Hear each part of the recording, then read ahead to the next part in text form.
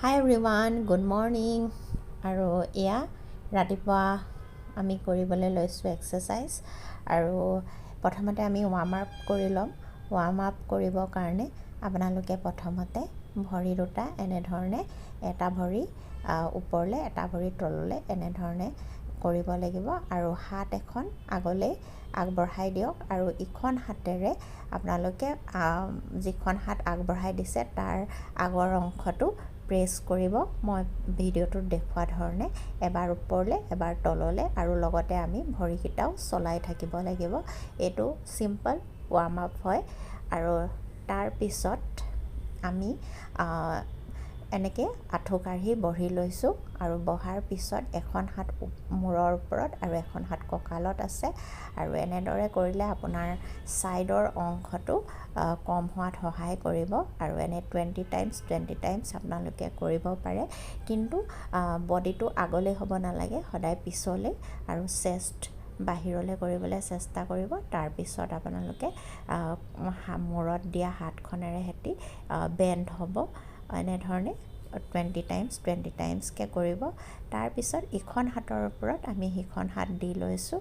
দিয়াৰ পিছত এবাৰ মূৰৰ ইফালে ওপৰৰ ফালে লৈ গৈছোঁ আৰু এবাৰ আগৰ ফালে আনিছোঁ।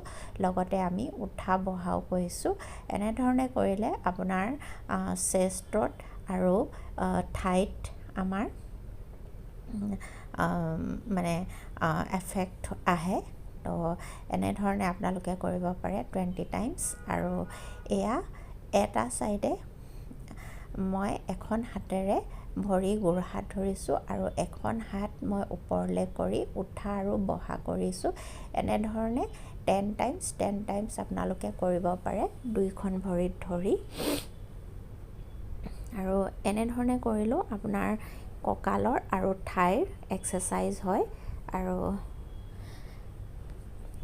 এনেধৰণে আপোনালোকে কৰিব পাৰে। আৰু লগতে এতিয়া মই উষ্ট্ৰাসনা কৰিছোঁ। আৰু উষ্ট্ৰাসনা কৰোঁতে লগতে উঠা আৰু বহাও কৰিছোঁ। এনেধৰণে আপোনালোকে 5 টাইমছ বা 7 টাইমছ কৰিব পাৰে।